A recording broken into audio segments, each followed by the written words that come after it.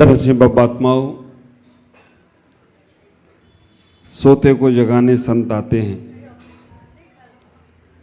सोते को जगाने संत आते हैं, जागे को चलना सिखाने भगवंत आते हैं। जागो या ना जागो ये तो तुम्हारे ऊपर है, तुम्हें तुम्हारे परमात्मा से मिलाने संत और भगवंत आते हैं, तुम्हें तुम्हारे परमात्मा से मिलाने संत और भगवंत। आप विचार करके रखना, मंदिर के भगवान से मिलना बहुत आसान है। मंदिर की अलमारी में रखी जिनवाणी को पढ़ना बहुत आसान है। नगर में साधु आए, उनसे मिलना भी बहुत आसान है। लेकिन अगर अपने अंदर बैठे परमात्मा को पहचान लिया ना, तो ये सब चीजें बहुत जीवन की उपलब्धि बनेगी।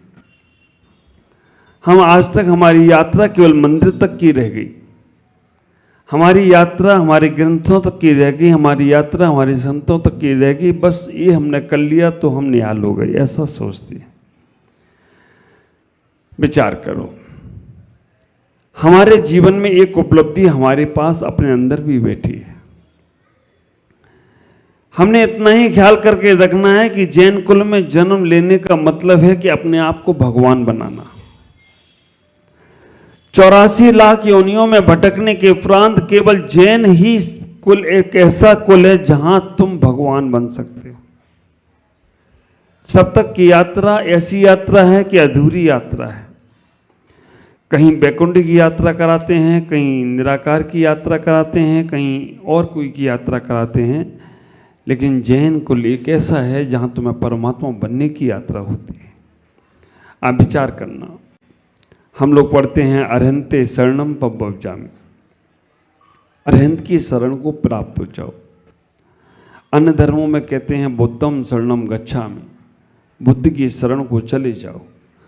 कब तक जाते रहोगे भगवान की शरण में? कब तक जाते रहोगे गुरु की शरण में?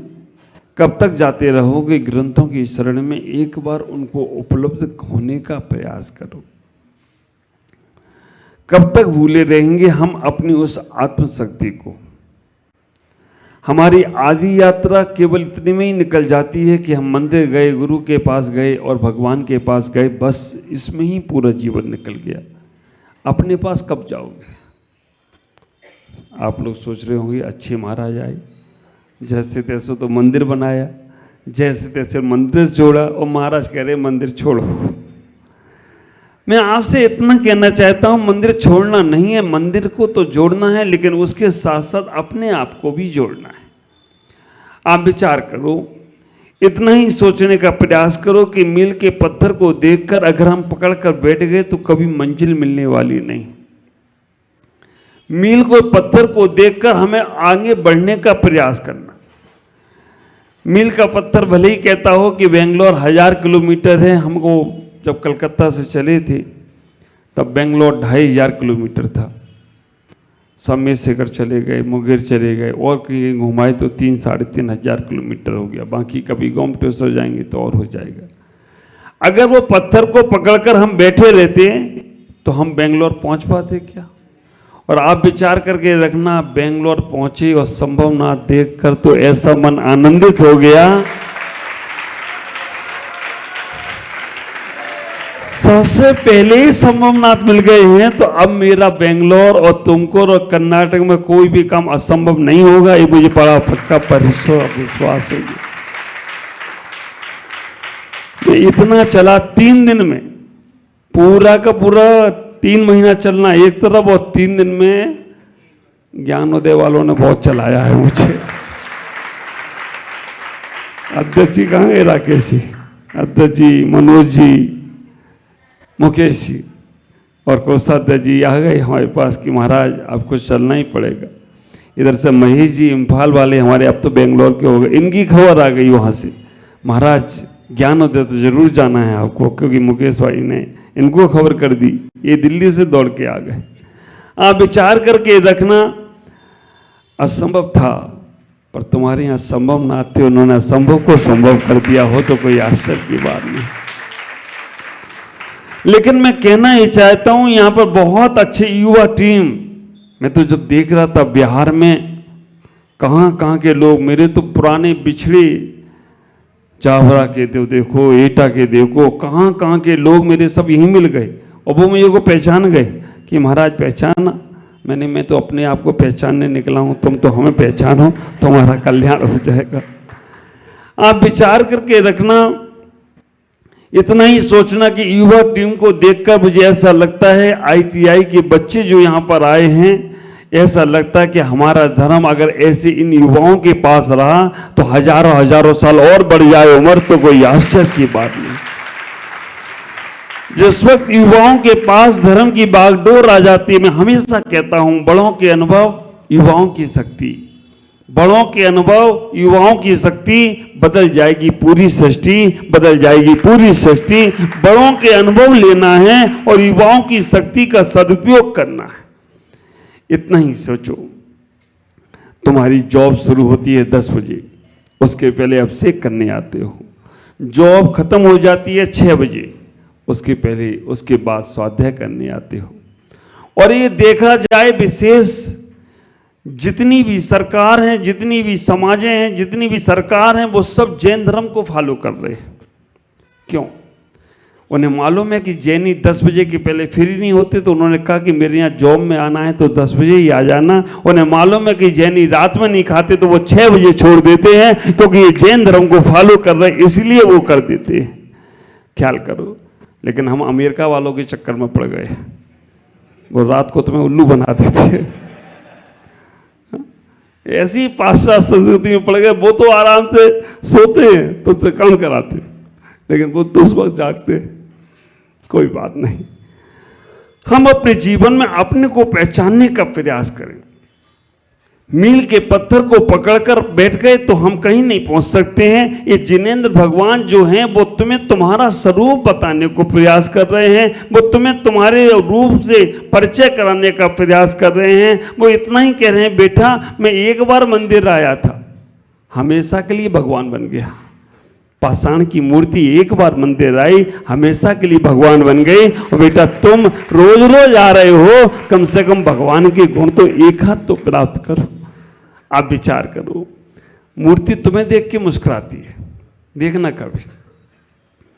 तुम गुस्से में होगे तो भगवान गुस्से में दिखेंगे, लेकिन तुम मुस्कुराते हुए आओगे तो भगवान मुस्कुराते हुए दिखेंगे। वो इतना ही कहेंगे, तुम्हारे में और हम में कोई अंतर नहीं, जैसी तेरी मूरत है वैसी ही मेरी सूरत है। ख्याल करो, इतना ही विचार करके रखना, ये जिनेंद्र भगवान की मूर्ति ही नहीं है, हमारे जीवन की सबसे बड़ी उपलब्धि है कि जो आज हमें तीर्थंकर के रूप में भगवान मिले। और तुमने तो इस कर्नाटक को, बेंगलोर को पूरा बुंदेलखंड बना दिया है। ख्याल करो, हाँ? मतलब हम कभी बुंदेलखंड गए, कभी हम उधर अशोकनगर गए, बिहार उधर गए, कभी झांसी गए, उधर गए, ऐसी पब्लिक दिखती थी जैसी यहाँ दिख रही है, तो मैं तो लग रहा था कि मैं बुंदेलखंड में ही आ गया। पर आपसे ये कह रहा हूँ कि अपने जन्मभूमि को छोड़ना मत, जन्मभूमि को जरूर याद रखना, क्योंकि जन्मभूमि से जुड़े रहोगे ना तो आपको ऊंचाइयां बहुत मिलती रहेंगी। क्योंकि ये कर्नाटक है, पता नहीं कब कन्नड़ वाले का दिमाग सटक जाए, वो कहे हिंदी भाषियों को भगाओ, तो तुम्हें अपनी जन्मभूमि स्थान देगी और कोई स्थान देने वाला नहीं है। इसलिए क्योंकि कभी भी भटक जाते। अब वो नागालैंड में गया, इम्फाल बैठे ही हैं, उन्होंने कि हिंदी भाषियों को, उन्हें मारवाड़ियों को हटाओ। अब क्या करे, जो बेचारा मारवाड़ी वहाँ गया, उन्होंने सिखाया कैसे रहना, कैसे करना। अब वो तो कहते थे एक बार में हटाओ उनको। तो इसलिए आप लोग अपनी जन्मभूमि से जुड़े रहना, यहाँ कमाना और वहाँ पे खर्च करना जाकर, तो तुम्हारा आगे अस्तित्व अच्छा रहेगा। यहाँ भी करो, पर अपने जीवन को समझने का प्रयास करो। मानव जन्म बार बार नहीं मिलेगा, ख्याल करना। इतना ही विचार करके रखना, इस मानव जन्म को इतना सदुपयोग करो, तन का सदुपयोग जितना तुम पास व्रत नियम संयम में अपने आप को लगा सकते हो। क्योंकि हमारा धर्म खाने पीने का ध्यान नहीं है, हमारा धर्म त्याग का धर्म है। अन्य धर्मों के परमात्मा को देखना, वो ओढ़ते हैं, जितना अन्य धर्मों में ज़्यादा ओढ़ते हैं उतने बड़े भगवान होते हैं। ओढ़ते हैं, ओढ़ते हैं, ओढ़ते हैं, जितना आभूषण होगा, जितना वैभव होगा। अभी मुझे रास्ते में बता रहा था कि तिरुपति के भगवान सबसे बड़े अरबपति भगवान है। 800 करोड़ रुपया आता है साल में वहाँ पर। भगवान भी अरबपति होते हैं। आप विचार करके रखना, जहाँ जोड़ जोड़ कर भगवान बने वो अन्य धर्मों के भगवान होते हैं, और जहाँ छोड़ छोड़ कर भगवान बने वो दिगंबर भगवान हुआ करते हैं। तो आप विचार करके रखना, जोड़ जोड़ कर भगवान नहीं बनना है, छोड़ छोड़ कर भगवान बनना है। और छोड़ने के बाद जो बचता है वो तुम्हारा होता है। वहाँ जोड़ने के लिए तो कितना जोड़ा, क्या लेकर जाओगे? एक बार सोचना। हाँ, मुट्ठी बांधे आए हो, सबको मालूम है ना, सोना काम आएगा, रोज पढ़ लेते हो। आप विचार करके देखना, पढ़ने में और जीवन में उतारने में मैं आपसे कहना चाहता हूं, ज्यादा कुछ मत करो, आसक्ति कम करो। तीर्थंकर आदिनाथ के वैभव को देखने का प्रयास करो। 3 तरह के लोग वहां पर हैं और तीनों हमें शिक्षा दे रहे हैं। आदिनाथ, तीर्थंकर, बाहुबली कामदेव, भरत चक्रवर्ती, और तीनों को देखने का प्रयास करना। आदिनाथ को समय लग गया 1000 वर्ष केवल ज्ञान प्राप्त करने में। बाहुबली को 12 महीने लग गए केवल प्राप्त करने में, और भरत चक्रवर्ती को। तो आपको क्या बनना है?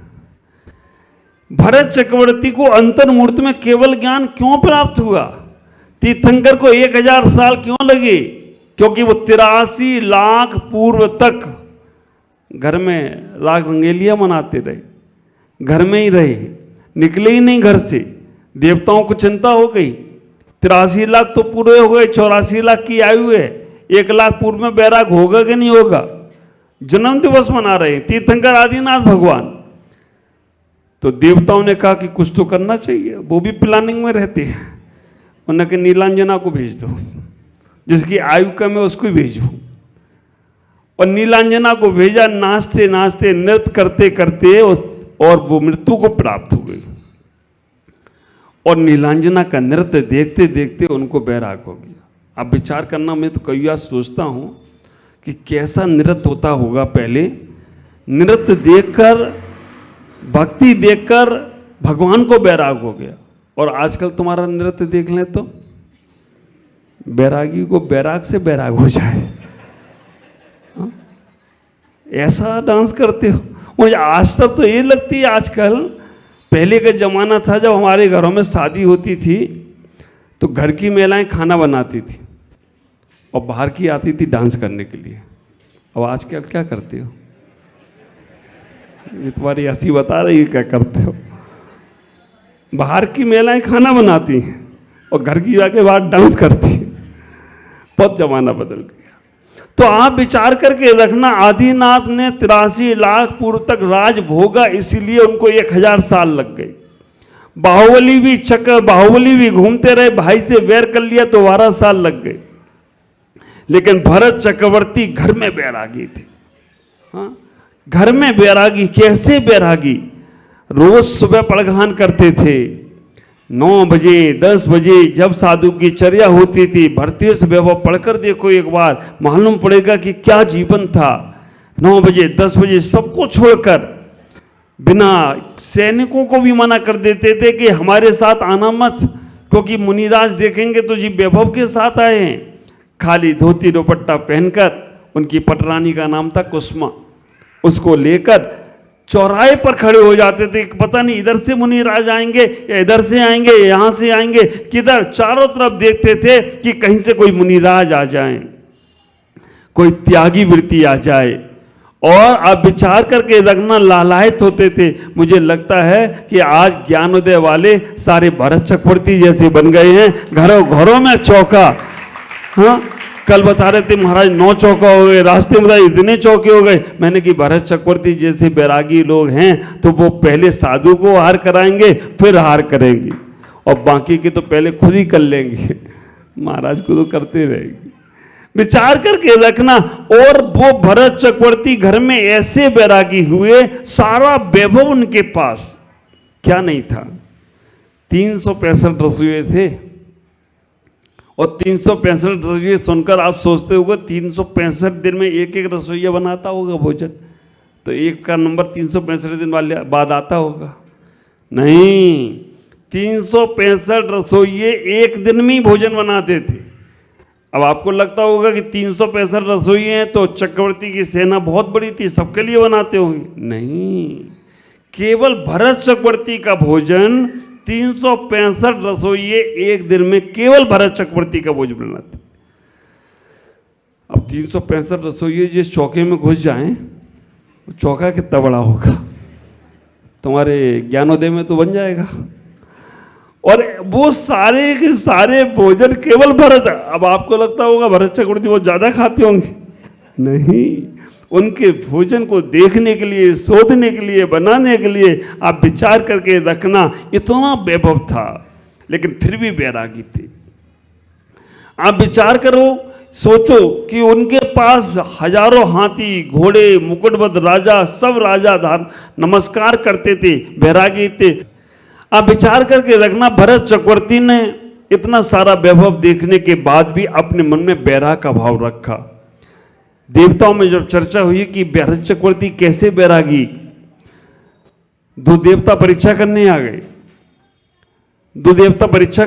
और देवताओं ने आकर परीक्षा करने के हिसाब से भरत चक्रवर्ती से पूछा कि आपके पास इतना सारा वैभव होने के बाद आप बैरागी कैसे हो, घर में रह के आप कल्याण कैसे कर रहे हो, ख्याल करो।